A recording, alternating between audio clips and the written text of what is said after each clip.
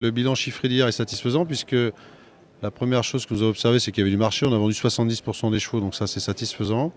Le chiffre d'affaires est en cohérence. On avait des chevaux de qualité qui sont vendus à des prix tout à fait corrects, notamment un top à 100 000, ça c'était bien. Non, c'est assez actif hier. Rien ne comparable avec aujourd'hui qui était une vacation spécifiquement dédiée à l'élevage. Bon, alors évidemment, le pourcentage aujourd'hui est bien plus faible. Je crois qu'on est autour de 55%. Mais le sujet, c'est sans doute d'expliquer que un grand nombre de juments qui étaient présentés aujourd'hui fait le reflet un peu d'une surproduction, puisqu'effectivement, beaucoup étaient même sans enchère, donc au final. Façon de parler que bien les éleveurs, sans doute qui venus de moins en moins nombreux, essayent de trouver des retours sur investissement et que là, il semble être compliqué pour un grand nombre de juments de pouvoir les obtenir. On regarde souvent de nominaux de saillie qui étaient beaucoup trop chers par rapport à la qualité même des juments. Je l'analyse comme tel.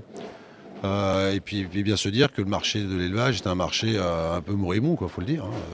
On n'avait pas un catalogue étoffé de numéros, pour le dire, exceptionnel.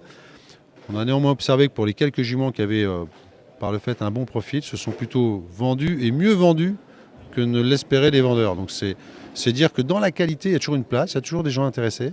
Ça, c'est un peu le leitmotiv de notre discours, mais assurément, c'est ne pas faire du catastrophisme quand on voit des ventes où effectivement il y a un faible niveau d'enchère. C'est dire et redire que bien pour faire du commerce, il faut de façon convenue aller dans la qualité à tout point de vue, quoi. Et d'abord dans les juments. On voit des juments qui sont servis, mais qui sont parfois même, comment dirais-je, surservis, quoi.